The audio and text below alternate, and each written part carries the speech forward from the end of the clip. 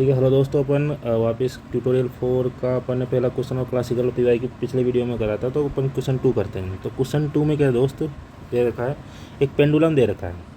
एक पेंडुलम दे रखा है जो मासलेस स्प्रिंग में है, जिसका फोर्स कांस्टेंट क्या है और अनस्ट्रेस लेंथ, मतलब इसकी जो इनर्शियल लेंथ थी वो कितनी थी दोस्त, एल नॉट थी। ओके, इसको सस्पेंड किया था, मतलब खींचा जाता है, तो एल प्लस इसकी लेंथ हो जाती है at one end from that fix point O से, मतलब यहाँ से पॉइंट ओ है, ऐसा मास एम लटका दिया जाता है, अटैच कर दिया जाता है इट्स अदर एंड।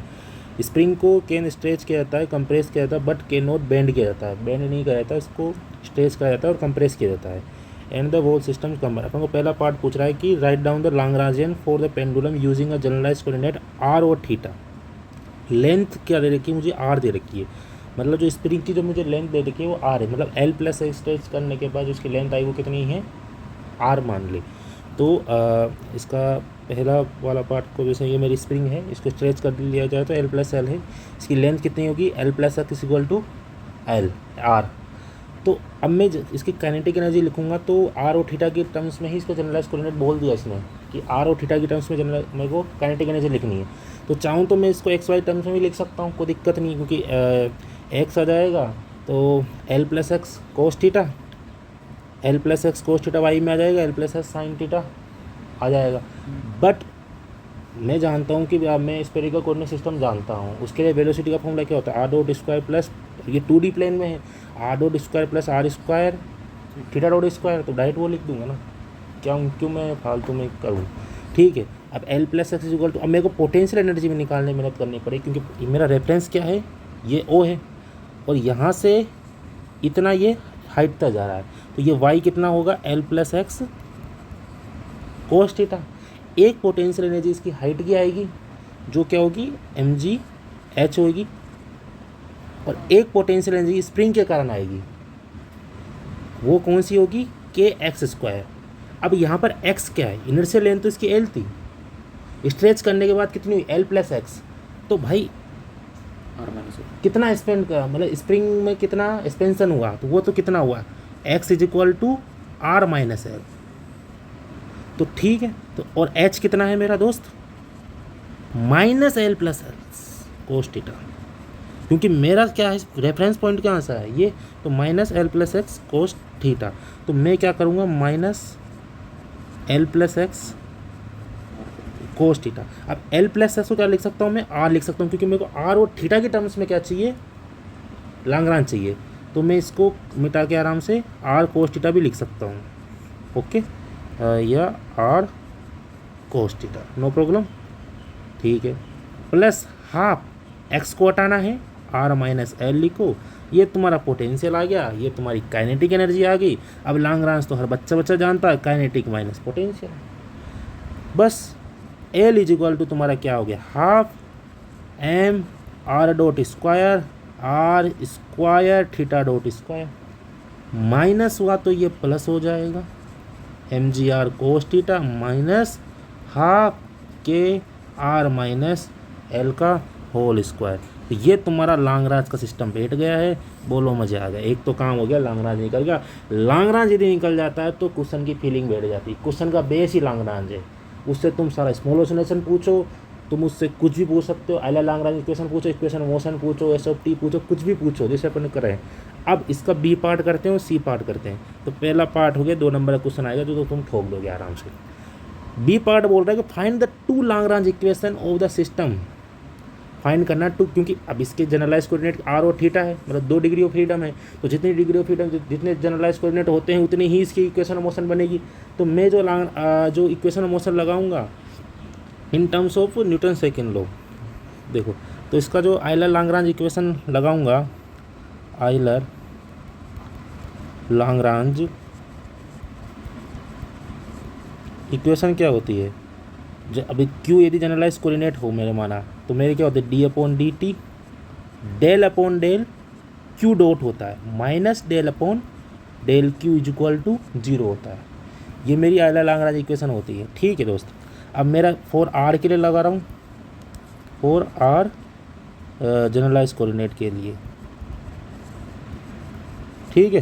तो आर के लिए लगाऊँ तो मुझे पहले तो del upon del R dot चाहिए, तो मैं पहले निकाल के रख लेता हूँ। तो del upon del R dot only इस टर्म्स में आ रहा है, इन वाली टर्म्स में नहीं आ रहा। तो भाई साहब half M two R dot है बस, और कुछ नहीं है। 2 से 2 कटा एम आर डॉट। इसी प्रकार मुझे चाहिए डेल अपॉन डेल आर भी चाहिए, चाहिए नहीं चाहिए। तो डेल अपॉन डेल आर भाई कौन कौन सी टर्म्स में आ रहा है, एक तो इसमें तो आ रहा है, एक इसमें आ रहा है, एक इसमें आ रहा है, एक इसमें आ रहा है। तो भाई एक एक में करते हैं, दिक्कत क्या आ रही है तेरे को। Half M theta dot square constant है, बाहर निकल गया क्योंकि ये वाला पार्ट तो 0 हो जाएगा, कोई दिक्कत ही नहीं है। 2r 2 से 2 गया plus M G cos theta हो जाएगा माइनस हाफ के। अब पहले मुझे इसका पूरा खोलना पड़ेगा, 2r माइनस एल और 1 माइनस 0। ओके दोस्त, तो मेरा जो डेल अपॉन डेल आर बना वो क्या बना, M theta dot square R M जी कोस थीटा माइनस हाफ से हाफ बढ़ गया, के बचा भाई साहब, के बचा के आर माइनस एल। तो ये मेरा डेल अपॉन डेल आर बचा है। अब इसको तुम रख सकते हो कहाँ पर, पहले ये इक्वेशन 1 बोल दो दोस्त, इसको इक्वेशन 2 बोल दे दोस्त, और इसको इक्वेशन नंबर 3 बोल दे। कलर अच्छा नहीं लग रहा तो देते चेंज कर देता हूँ तेरे लिए। D upon D t m are dot आया माइनस ये रख plus M G cos theta minus k are minus l equal to 0। तो ये तो कितना हो जाएगा, एम डबल आर डॉट हो जाएगा minus M theta dot square R हो जाएगा माइनस एम जी कोस थीटा, ये को minus R minus minus minus plus हो जाएगा इक्वल टू 0। ये तेरी इक्वेशन ऑफ मोशन बन गई है। Okay, no problem. यहाँ पर आपको कोई दिक्कत नहीं। अब मैं यहाँ पर इसमें m कॉमन ले लेता हूँ, तो R double dot minus R theta dot square minus M जी कोस थीटा, क्योंकि भाई साहब ने बोला है कि तुम भाई, इसने क्या बोला, लाग्रांज इक्वेशन तो लिखो ऑफ द सिस्टम की और इंटरप्रेट करो किससे, in terms of the Newton second law से। अब न्यूटन का सेकंड लॉ क्या होता है, मेरा फोर्स बराबर मास इनटू एक्सेलरेशन। तो मुझे भाई साहब ये नहीं करना कि कैसे भी इक्वेशन बना के लिख के आ जाऊँगा, मुझे इंटरप्रेट भी करना पड़ेगा न्यूटन के सेकंड लॉ से। तो न्यूटन के सेकंड लॉ से कैसे इंटरप्रेट करूँगा दोस्त, तो अब मैं जानता हूँ मास इंटू एक्सेलरेशन होता है, तो मास कॉमन ले लिया, जो बचा हुआ पार्ट है ये मेरा एक्सेलरेशन हो गया, और ये तो क्या minus k are minus L. तो ये तुम्हें एक एम एफ बराबर माइनस के एक्स का एक कुछ स्प्रिंग फोर्स नहीं लग रहा, तो ये न्यूटन सेकंड लॉ नहीं हुआ भाई। ये तुम्हारा जो फोर्स है इज इक्वल टू ये मास इंटू एक्सेलरेशन है। अब स्प्रिंग थी तो यहाँ पर के एक्स फोर्स आ गया। तो ये पहली जो जनरलाइज कोऑर्डिनेट आर था उसको मैंने न्यूटन के सेकंड लॉ से इंटरप्रेट कर दिया। फोर्स किस पर है, स्प्रिंग पर है, तो स्प्रिंग का फोर्स क्या हो गया माइनस के एक्स, क्योंकि ये माइनस के एक्स ही तो है बेटी। समझ आया दोस्त, माइनस के एक्स, और ये पूरा एक्सेलरेशन है। तो ये न्यूटन के सेकंड लॉ से मैंने इसको इंटरप्रेट भी कर दिया है। अब फॉर जनरलाइज कोऑर्डिनेट, तो ठीक है दोस्त, स्प्रिंग पर ये फोर्स लग दिया था, ठीक है। तो आगे चलते हैं दोस्त। अब फॉर जनरलाइज कोऑर्डिनेट कौन सा लेना है दोस्त, जनरलाइज कोऑर्डिनेट मेरे को थीटा लेना है। इसी प्रकार मेरे को del upon del theta dot निकालना पड़ेगा। Del upon del theta dot क्या होगा, लाग्रांज तुझे पता है, थीटा डॉट वही एम थीटा डॉट हो जाएगा, वही तू इसे करेगा इस इक्वेशन में, तो एम थीटा डॉट हो जाएगा। इसी प्रकार डेल अपॉन डेल थीटा होगा, तो डेल अपॉन डेल थीटा क्या होगा, थीटा तो एक ही टर्म्स में आ रहा है इसमें, तो एम जी आर कोस का किस में जाएगा माइनस साइन, याद रखना, क्योंकि बड़े तो अपन एमएससी में पहुंच गए हैं, लेकिन कोस को माइनस साइन करना भूल जाते हैं। ये गलतियां मुझसे भी होती है, तुमसे भी हो सकती है, इससे संभावना नज़र हटी दुर्घटना घटी, ये है भाई। क्योंकि एक भी यदि तुमने माइनस प्लस की गलती कर दी तो इक्वेशन मोशन गड़बड़ खा जाएगी, और उसने फ्रीक्वेंसी पूछ ली तो तुम निकालते रह जाओ, फिर नहीं निकलेगी।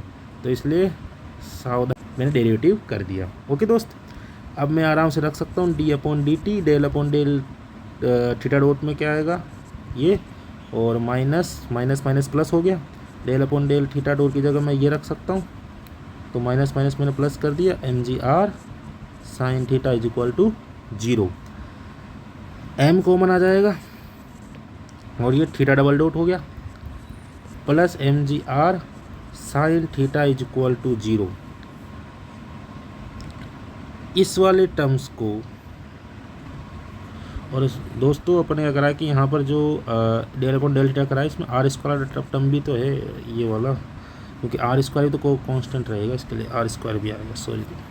तो यहाँ पर एम जी आर स्क्वायर, तो कह रहा हूँ ना नज़र हटी दुर्घटना घटी, m are square theta double dot आ गया। ठीक है दोस्त, अब ये मेरी इक्वेशन ऑफ मोशन बन गई। इसके क्या बन गई दोस्त? इक्वेशन ऑफ मोशन बन गई। तो यहाँ पर जो मैं मास को कॉमन लेकर R square theta double dot plus, अब मेरा यहाँ पर आर स्क्वायर आया तो पहले आर भी तो टर्म्स, जैसे आर स्क्वायर आया पहले आर स्क्वायर नहीं आया था तो एम तो बाहर निकल गया, तो मेरा जो डेरिवेटिव होगा वो आर स्क्वायर और थीटा डॉट दोनों के रेस्पेक्ट में होगा ना। तो M ji are sine theta is equal to 0। तो पहले 2r थीटा डॉट को मैंने कांस्टेंट ले लिया, theta dot constant 2r R dot theta dot plus, अब मैंने आर स्क्वायर को बाहर निकाल दिया, एम तो मेरा था ही नहीं बाहर, और थीटा डबल डॉट हो गया plus M G are sine theta is equal to, ये मेरी इक्वेशन ऑफ मोशन बनी है। मैं मास को कॉमन ले रहा हूँ तो मेरा क्या बन रहा है दोस्त? 2r R dot theta dot plus R square theta double dot plus G are sine theta equal to 0। ये तुम्हारा एक्सेलरेशन है, इसको तुम फोर्स की टर्म्स में लिख सकते हो। मतलब क्या बोल इसमें, मतलब क्या समझ रहे हो तुम इसमें कि इसको न्यूटन के सेकंड लॉ में कर रहे हो तो क्या समझ रहे हो इसमें? तो ये आपने इक्वेशन सोल्व कर दी, कारण इसको न्यूटन सेकंड लॉ से कैसे प्रूव करोगे? न्यूटन सेकंड लॉ से दोस्तों इसको इंटरप्रेट करा जाएगा यहाँ से कैसे करोगे? इसको लाओ इधर, क्योंकि ये तुम्हारा M are square theta dot क्या रिप्रेजेंट करेगा? एंगुलर मोमेंटम को रिप्रेजेंट करेगा। तो जो एंगुलर मोमेंटम, इसको कैपिटल एल लिख दो, D L upon D T आप पढ़ रहा होगा कि टॉर्क को रिप्रेजेंट करता है, और torque is equal to torque M G, अब टॉर्क को रिप्रेजेंट करता है। तो इसकी जगह मैं पूरी जगह एक टॉर्क फोर्स लिख सकता हूँ, टॉर्क लिख सकता हूँ, नहीं लिख सकता दोस्त? टॉर्क लिख सकता हूँ। और टॉर्क बराबर क्या होता है? R cross F. तो मैं इस इक्वेशन को लिख देता हूँ, D L upon D theta is equal to torque, और ये M ji are sine theta उधर गया तो कितना होगा? Minus M ji are sine theta. तो मतलब क्या बोल रहा है कि ये जो टॉर्क है, ये टॉर्क किसको बैलेंस कर रहा है? ये टॉर्क जो है, ये टॉर्क बैलेंस कर रहा है दोस्तों M ji are sine theta. R एक है, एम जी साइन थीटा इसका फोर्स है। तो torque is equal to R, तो टॉर्क की ये वैल्यू रिप्रेजेंट कर रहा है आर क्रॉस एफ, तो आर एफ हो गया ये। ठीक है, इसी प्रकार से मैं इसको और यदि एक्सप्रेस करूँ, देखो इस चीज़ को, ये जो है इसको न्यूटन सेकंड लॉ से मैं इसको इंटरप्रेट करना चाहूँ तो मैं जानता हूँ ये रेडियली बात कर रहा हूँ इसके लिए, तो रेडियली बात कर रहा हूँ तो मैं क्या कर देता हूँ, एम आर डबल डॉट लिख देता हूँ और बाकी वाले पार्ट सब उधर भेज देता हूँ। कैसे भेजता हूँ? अब मैं क्यों भेज रहा हूँ वो तुझे बताऊँगा अभी दोस्त, टेंशन क्यों ले रहा है? क्योंकि तू पहले ये देख कि तू ये देख, ये तेरा तो नेट फोर्स है, ये जो तू रेडियली बात कर रहा है उसमें कौन कौन से रेडियली फोर्स लग सकते हैं स्प्रिंग पर? स्प्रिंग पर रेडियली कौन कौन से फोर्स लग सकते हैं? एक तो इस पर स्प्रिंग फोर्स लगेगा, वो स्प्रिंग फोर्स एक रेडियली लग रहा है, इसके साथ साथ इस पर एक सेंट्रीफ्यूगल फोर्स भी लग रहा है, और सेंट्रीफ्यूगल फोर्स क्योंकि भाई साहब ये स्प्रिंग को खींच रहा है, वो सेंट्रीफ्यूगल फोर्स भी तो कर सकता है। तो सेंट्रीफ्यूगल फोर्स क्या होता है दोस्तों? एफ आर ओमेगा स्क्वायर पढ़ा होगा। तो यहाँ पर M R theta dot square, दिक्कत क्या है? इसके अलावा तुम्हारा स्प्रिंग फोर्स हो गया, सेंट्रीफ्यूगल फोर्स हो गया, ग्रेविटेशन फोर्स को भूल गए भाई, क्योंकि तुम यहाँ पर एक एम जी इधर लग रहा है तो यहाँ थीटा एंगल बन रहा है, तो ये एम जी कोस थीटा इधर ही तो है, समझ रहे हो? तो ये यहाँ पर एक जो जी कोस थीटा है, एम जी कोस थीटा, वो तुम्हारा क्या रिप्रेजेंट कर रहा है? ग्रेविटेशन फोर्स को रिप्रेजेंट कर रहा है। तो ठीक है, तो इस मास एम पर तो एम जी इधर है, थीटा एंगल इधर है, तो इसका एम जी कोस थीटा। ठीक है, तो ये तीनों फोर्स इसके न्यूटन्स लॉ को बताएगा, ये नेट फोर्स को बताएगा, ये तेरा ये कौन सा है? सेंट्रीफ्यूगल फोर्स को रिप्रेजेंट करेगा, ये तेरा ग्रेविटेशन फोर्स की कहानी बताएगा, ये तेरा स्प्रिंग फोर्स की कहानी बताएगा। और स्प्रिंग फोर्स नेगेटिव होता है इसलिए नेगेटिव आया, ठीक है। क्योंकि तुम भाई साहब स्प्रिंग इधर खींचोगे वो डिस्प्लेस उधर होना चाहिए इसके अपोजिट डायरेक्शन में, तो इसलिए उस अपोजिट डायरेक्शन में फोर्स लगेगा, इसलिए यहाँ पर नेगेटिव आर माइनस एल मतलब नेगेटिव के एक्स आया, ठीक है। तो भाई दूसरे पार्ट तक तो कहानी अपनी हो गई। अब बोला गया है कि the equation of part be the can not be solve किया जाता है analytic in general, however they can be solve कर सकते हैं फॉर स्मॉल ओसिलेशन, मतलब स्मॉल ओसिलेशन मतलब कि जो वो तुम्हारी जो स्प्रिंग हो रही है ना उसको खींचा फिर इधर जाएगी फिर इधर जाएगी, तो स्प्रिंग को इधर उधर जाने में जो एक जो लगेगा क्या होता है, मैं देखो स्प्रिंग से तुम्हें विजुलाइज तो जैसे ये तुम स्प्रिंग मान लो, जैसे किसी भी स्प्रिंग को तुम यदि स्ट्रेच करती हो दोस्त, तो इसके स्ट्रेच करने के बाद वो एक मीन पॉइंट के बाद तो दोस्तों क्या करती है ऑसिलेट होती है, तो इसकी ऑसिलेशन मुझे निकालनी है, किसकी ऑसिलेशन निकालनी है, मीन पॉइंट के अबाउट ये क्या हो सकती है ऑसिलेशन हो सकती है। जैसे मैंने कुछ भी एक मास लगा दिया तो ये देखो ऑसिलेट हो रही है ना, ये देखो ऑसिलेट हो रही है, तो इसकी फ्रीक्वेंसी निकालनी है कि कितनी फ्रीक्वेंसी, जैसे इसका मेरे को देखो एक्सेलरेशन दिख रहा है, मेरे को वेलोसिटी भी दिख रही है, इसका पीरियड भी दिख रहा है मेरे जाने मन, ये दिख रहा है रेस्टिंग और बताऊँ अनस्टेबल स्टेबिलिटी दिख रहा है, और सब कुछ तुझे सेंटर ऑफ ऑसिलेशन के अबाउट क्या कर रही है ऑसिलेट कर रही है, तो इसकी मुझे फ्रीक्वेंसी कैलकुलेट करनी है, तो मुझे फ्रीक्वेंसी भी आराम से कैलकुलेट कर सकता हूँ। इसको स्लो मोशन में देखूँ तो तू देख किस प्रकार से इसका ब्यूटी ऑफ द मैकेनिज्म हो रही है, मैकेनिक्स का तू ब्यूटी देख, ठीक है। तो अपन निकालते हैं, बहुत विजुलाइज कर लिया, चलते हैं अपनी। तो अपन को दोस्तों इसको स्मॉल ऑसिलेशन निकालना है, तो स्मॉल ऑसिलेशन के लिए चलो करते हैं, सी पार्ट है अपना द 4 स्मॉल ऑसिलेशन। और जैसे अपना पहले क्लासिकल मैकेनिक्स का एक पीवाई की मैंने इससे पिछली वीडियो में करवाया था, तो मैंने ये कहा था कि जो आर की जगह स्मॉल ऑसिलेशन में आर प्लस डेल आर कर देते हैं, तो यहाँ पर माना कि किसी आर ऑफ टी मान लेते हैं, वही है आर इक्वलेंट बोल दिया आर की जगह को और आर डेल आर लिख दिया, कोई दिक्कत नहीं है। और अपनी इक्वेशन कौन सी आ रही है, अब तुम जानते हो ये इक्वेशन हमें स्मॉल ऑसिलेशन के लिए सॉल्व करनी है, ठीक है। अब आर को तो हमने नॉर्मली लिखा है एल प्लस एक्स, ठीक है, लेकिन स्मॉल ऑसिलेशन के लिए हमें सॉल्व करना है, तो हमें ध्यान देना पड़ेगा कि ग्रेविटी की वजह से जो इक्विलिब्रियम पोजीशन है वो थोड़ी नीचे शिफ्ट होगी। अगर ये एल थी, थोड़ी और नीचे जाके ये यहाँ से नीचे जाके एल डैश जो है यहाँ पे आ जाएगी, तो एल डैश हो जाएगी, ठीक है। अब इसके अराउंड स्मॉल ऑसिलेशन एक्स होगा, ठीक है। तो आर हमारा हो जाएगा एल डैश प्लस एक्स, और एल हमारा है एल डैश होगा हमारा एल प्लस के एम जी बाई के,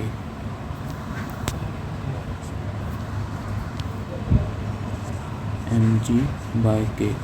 एम जी बाई के कहाँ से आया, एम जी बाई के आया है इससे फोर्स से, स्प्रिंग फोर्स लगेगा हमारा एम जी इक्वल टू के एक्स, तो जो एक्स की जगह हम ले लेते हैं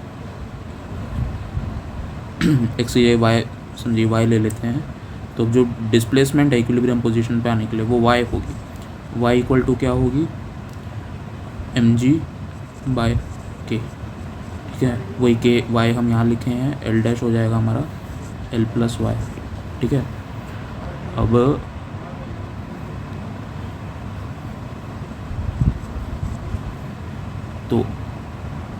अब हम करेंगे थीटा को स्मॉल कंसिडर कर रहे हैं, ठीक है।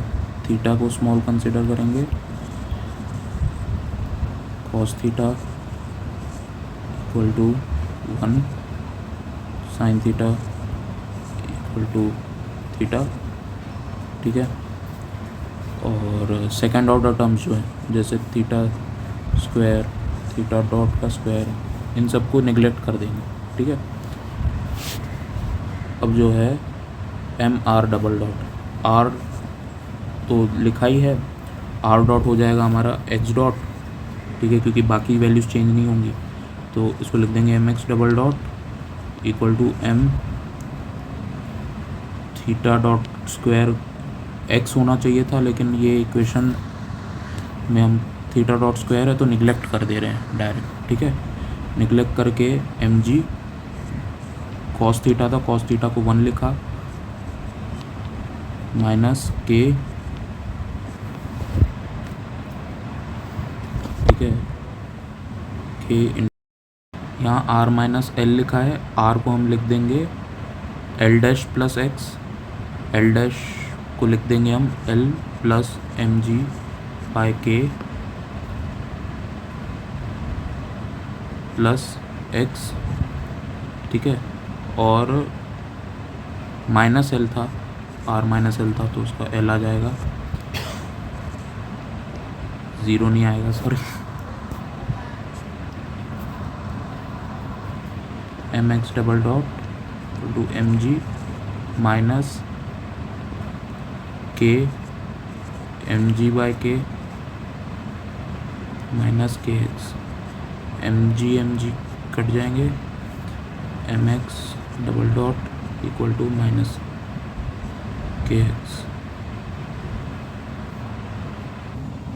तो ये SHM इक्वेशन बन जाएगी।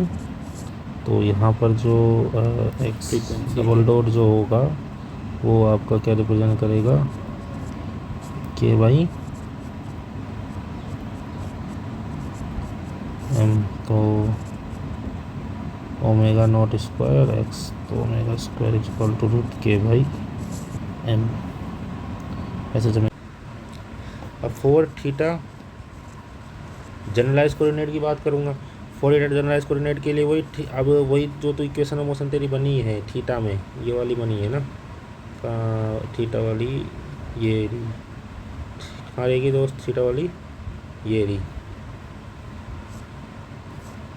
तो इस इक्वेशन ऑफ मोशन में साइन थीटा की जगह थीटा रख देना, थीटा डबल डॉट, और इन सबको थीटा डबल डॉट, ये सब नेग्लिजिबल नहीं, थीटा डबल डॉट नेग्लिजिबल नहीं होगा क्योंकि थीटा डबल डॉट को रिप्रेजेंट करते हैं अपन d square theta upon D t से, तो उसको नेग्लिजिबल नहीं कर सकते क्योंकि डेल थीटा नहीं कर रहे हैं यहाँ पर अपन, डेल थीटा का फिर वापस डिफ्रेंशिएट कर रहे हैं, ठीक है। तो इसको मैं इसको लिख सकता हूँ theta double dot plus 2x dot theta dot upon L plus X equal to minus M G L plus X theta. तो एक्स डॉट थीटा डॉट 0 हो गया फॉर स्मॉल ऑसिलेशन के लिए, एक्स डॉट थीटा डॉट 0 हो गया for small oscillation के लिए, L plus X theta double dot is equal to minus theta double dot मेरा आया एम जी एल थीटा, ठीक है। ऑसिलेशन होता है तो यहाँ पर क्या करा है दोस्तों, यहाँ पर थीटा है तो L theta double dot plus X theta double dot is equal to minus M G theta. तो यहाँ पर एक्स क्या है, एक प्रकार से डेल आ रही है, एक्स डेल आ रही है। अब तुम भाई साहब क्या कर रहे हो कि एक्स थीटा डबल डॉट कर रहे हो तो del R theta double dot, अब दोनों ही स्मॉल हैं, अब दोनों स्मॉल है तो ये नेग्लिजिबल जीरो होंगे नहीं होंगे, तो ये नेग्लिजिबल जीरो होंगे। तो L theta double dot is equal to कितना है माइनस जी, तो थीटा डबल डॉट कितना होगा minus G by L theta. तो ये तेरा अब आराम से SHM बन गया है, ये तेरा SHM की तरफ बिहेव कर रहा नहीं कर रहा। क्वेश्चन थर्ड करते हैं, इसमें बोल रखा है कि 2 पॉइंट दे रखे हैं मास एम के, जॉइंट किया जाता है by a rigid weightless rod के द्वारा जिसकी लेंथ एल है, the centre of which is constant to move किया जाता है एक circle of radius a, using the suitable generalise coordinate अपन को पता लगाने हैं जिससे अपन को काइनेटिक एनर्जी निकाल लें। तो इसमें ज़्यादा हार्ड नहीं है, थोड़ा इजी है। तो पहले तो अपन को एक रोड है एज्यूम कर लेनी है दोस्त, ये तीसरा क्वेश्चन है आपका। तो ये आपकी जैसे एक रोड है, ओके,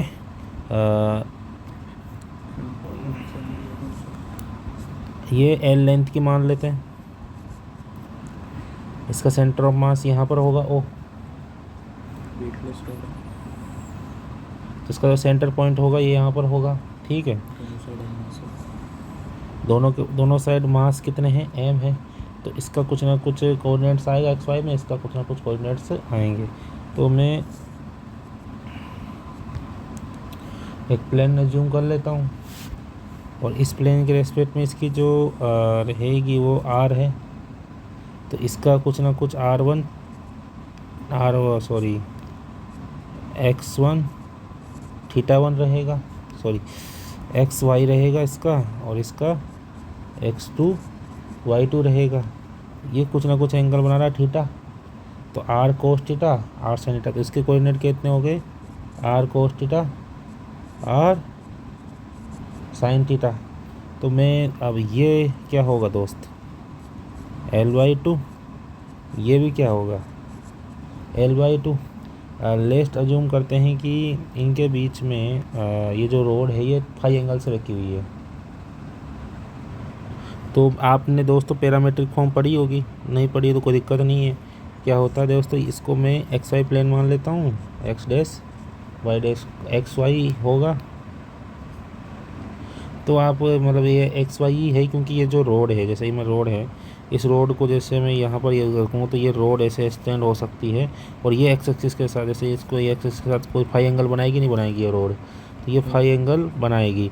तो इस जो एंगल है ये एक्स एक्सिस के साथ फाई एंगल बनाएगी, इसलिए मैं एक्स और वाई यहाँ पर प्लेन एज्यूम कर लेता हूँ इस रोड पर, ताकि मैं एक जनरलाइज कोऑर्डिनेट निकाल सकूँ और पैरामेट्रिक फॉर्म में इसको लिख सकूँ, ठीक है। तो लेट्स ये रोड फाई एंगल बना रही है यहाँ पर, और ये l/2 इसकी डिस्टेंस है। तो यहाँ पर x में क्या जाएगा, l/2। जैसे मैं इसको अभी दोबारा इसको बड़ा करके तो मैं बताऊँ तो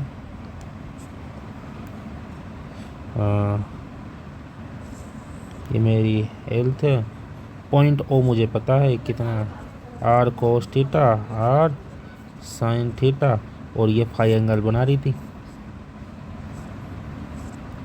y और x, तो ये हो जाएगी l/2, ये भी l/2, तो तुम्हारी ये हो जाएगी l/2 cos फाई, ये हो जाएगी आपकी l/2 sin फाई।